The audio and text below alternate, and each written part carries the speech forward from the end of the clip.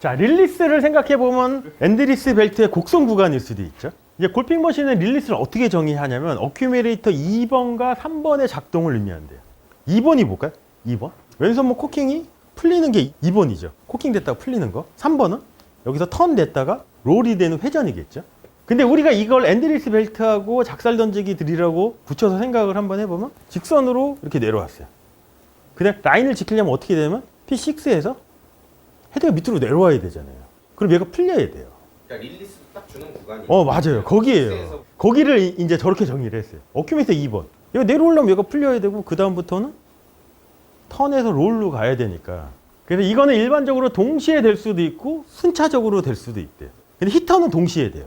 여기서 오른팔만 접었다가 피면 2번과 3번이 자동으로 돼요. 스윙어는 순차적으로 되는 거예요. 풀리고 돌고. 근데 히터는 왜 동시에 될까요? 어큐뮬레이터 공부했을 때 어큐뮬레이터 1번은 프레셔 포인트 1번과 3번에 의해서 만들어진다고 했죠. 그리고 이제 프레셔 포인트의 역할은 뭐냐면 해당 번호의 어큐뮬레이터를 만든다고 했잖아요. 그러니까 팔꿈치를 접으려면 우리가 이거를 처음에 공부했던 팔꿈치를 이렇게 접을 수는 없잖아요. 그러니까 패닝 모션이 돼야 돼. 패닝 모션이 돼야지 팔꿈치를 접을 수 있잖아요. 그러니까 3번은 자동으로 써지는 거예요. 그냥 팔꿈치만 피면. 팔꿈치에 접으면 3번이 자동으로 쓰여지듯이. 그래서 히터가 훨씬 더 심플한 거죠. 스윙 자체가. 그래서 엉콕이 어큐뮬레이터 2번이고 여기서 롤이 턴에서 롤이 어큐뮬레이터 3번이죠. 이건 손목의 모션, 우리가 저번 주에 공부한 거 위스트 모션은 뭐냐면 손목의 수직적인 움직임 위스트 모션이고 그다음에 롤은 뭐냐면 핸드 모션. 손은 돌 수 없으니까 손목은 돌 수 없으니까 손이 돈다고 해서 저건 회전적인 부분인 거잖아요. 그래서 엉콕은 클럽 헤드를 제어하는 역할을 한대요. 클럽 헤드를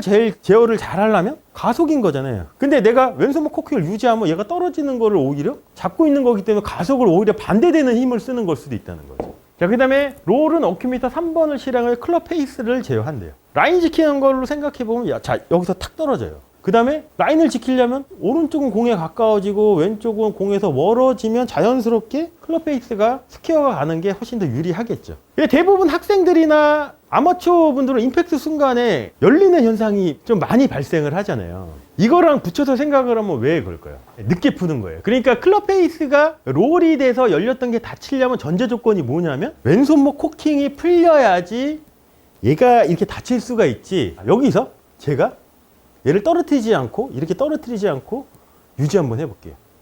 볼도 안 맞죠. 안 맞아요. 그리고 열려요. 얘를 맞추려면 어떻게 돼야 되냐면 여기서 이거밖에 없어요.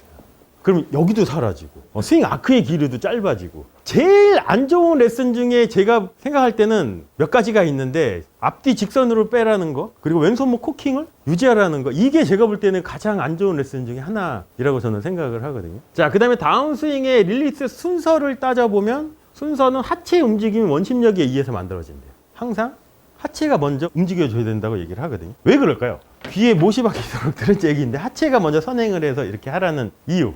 3차원 임팩트를 생각해 보시면 처음이 어디죠? 3차원 임팩트 처음 방향이 다운이잖아요. 백스윙을 들었어요. 그럼 상체를 숙이고 있어. 오른쪽은 높고 왼쪽은 낮은 상태예요. 그럼 여기서 하체가 먼저 힙 슬라이드를 통해서 반대쪽으로 스타트를 걸면 어떻게 되냐면 이 스파인이 처음보다 기울어지겠죠. 그러면 높았던 오른 어깨가 떨어져요. 그럼 양팔이 붙어 있으면 다운이 쉬워지죠. 안에서 바깥으로 나가는 그 순서가 얼추 맞아 떨어지잖아요. 그러니까 하체를 먼저 움직이라는 건 뭐냐면 다운스윙 때 이 스파인 틸트를 조금 이렇게 주자는 의미인데 이거를 잘못 이해하신 분들은 또 어떻게 이해를 하시냐면 백스윙을 쓰세요. 하체를 쓰래요.